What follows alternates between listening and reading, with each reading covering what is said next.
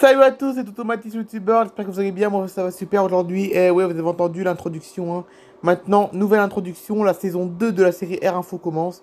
Donc, là la saison que nous venons de vivre, c'était la saison 1. Voilà, la saison 1 est terminée.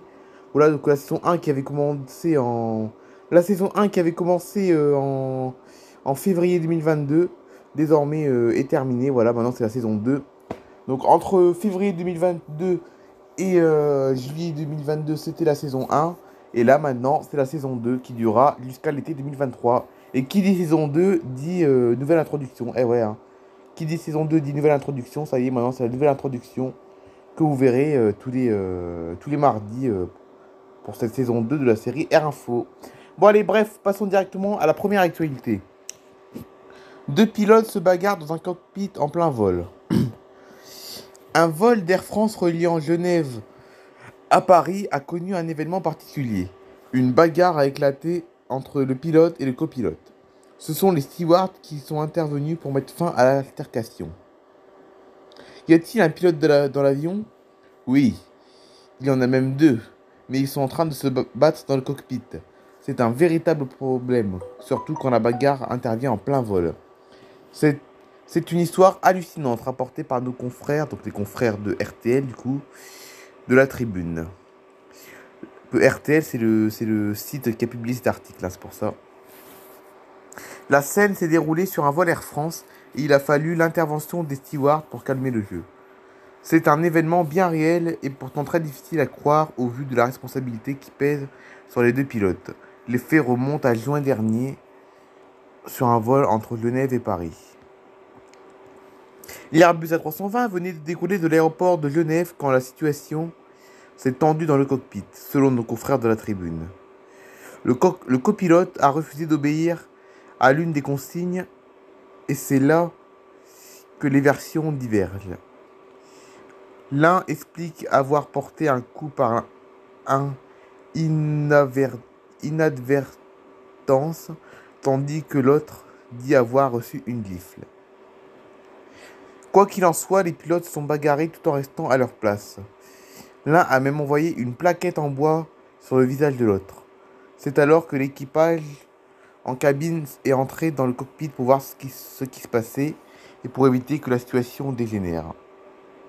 Pour éviter que la bagarre ne se poursuive, un membre du personnel navigant est resté assis derrière les pilotes par mesure de sécurité. Contacté, Air France parle d'un différend opposant deux pilotes et regrette des gestes inappropriés. La compagnie précise également que l'incident a pris rapidement fin sans affecter ni la conduite ni la sécurité du vol qui s'est poursuivi normalement. Les pilotes concernés n'ont plus le droit de faire partie d'un vol pour le moment et une décision sera prise prochainement pour savoir quelle suite donner à cet incident. Eh ben, vous avez vu, c'est chaud quand même, hein. Les portes s'ouvrent vers le lancement de Canada Jetline. Canada Jetline a à coup sur coup reçu son certificat de transporteur aérien de Transport Canada et ses licences de l'Office des transports du Canada. Elle est donc désormais autorisée à lancer des opérations régulières intérieures et internationales, ainsi que des opérations charter internationales. Le processus d'analyse de la documentation par les deux autorités a pris plus de temps que prévu, obligeant la start-up à repousser de 2 semaines la date de lancement de ces opérations. Elle est pour le moment fixée au 29 août. Donc c'était hier du coup. Les deux premières destinations de la compagnie seront Winnipeg et Moncton, desservis par son hub de Toronto. Le programme de vol devrait rapidement être étoffé. Donc ça, c'est une nouvelle compagnie aérienne, hein. Canada Jetline, c'est une nouvelle compagnie aérienne, hein, voilà. Canada Jetline a reçu son premier appareil, un Airbus A320, au début de l'année, acquis en leasing auprès de Jackson Square Aviation. Elle compte se constituer d'une flotte d'une quinzaine d'appareils d'ici 2025, grâce auquel elle desservira des destinations loisirs au Canada, aux États-Unis, au Mexique et dans les Caraïbes. Le vol inaugural est désormais fixé au 22 septembre, entre Toronto et Calgary. L'aéroport de Bordeaux-Mérignac désigné pire aéroport en Europe. Voici pourquoi. Le pire aéroport d'Europe serait celui de Bordeaux-Mérignac, selon un classement établi par un site de réservation de location de vacances. Voici une publicité dont Bordeaux se serait bien passé. Et l'aéroport de Bordeaux-Mérignac a été élu pire aéroport d'Europe selon un classement établi à partir des avis des internautes sur Google par Holidu, service de réservation de location de vacances. La taille de l'aéroport et les grèves refroidissent les voyageurs. L'aéroport de Bordeaux est classé premier avec 2,7 étoiles sur 5 selon une moyenne estimée à partir de 5700 avis. Les principales critiques formulées contre le lieu sont sa trop petite taille ou encore le manque de sièges à disposition où les voyageurs en attente peuvent s'installer selon le site. Les grèves du personnel... Ah. Oh, les pubs, ça m'énerve. Eh ben, on était où, là? Oh, punaise. Les grèves du personnel... Ah, voilà, c'est bon. Les grèves du personnel qui ont entraîné l'annulation des vols, comme cela a été le cas au début de l'été, a aussi contribué à la mauvaise note obtenue par l'aéroport bordelais. Après Bordeaux, l'aéroport qui a fait la plus mauvaise impression aux voyageurs est celui d'Héraklion, en Grèce, avec 2,8 étoiles sur 5. L'aéroport de Luton, en Angleterre, ferme le top des 3 pires aéroports. Oh là, ça m'énerve, ça m'énerve. Des 3 pires aéroports, avec 3 étoiles sur 5. Pour établir son classement, Holidu a sélectionné les notes moyennes obtenues sur Google Maps par les 100 aéroports les plus fréquentés en Europe en 2019. Presque 1000 signatures pour le retour des vols de Air Algérie à l'aéroport de Metz-Nancy.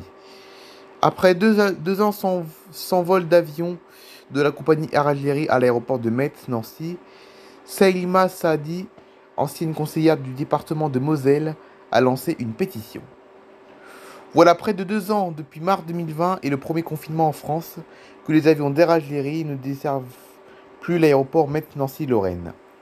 Pour se rendre en Algérie, les Lorrains sont obligés de se déplacer jusqu'à l'aéroport de Strasbourg, de passer par la compagnie Tassi Airlines, et ils n'arriveront pas forcément à l'aéroport de leur choix sur le territoire algérien.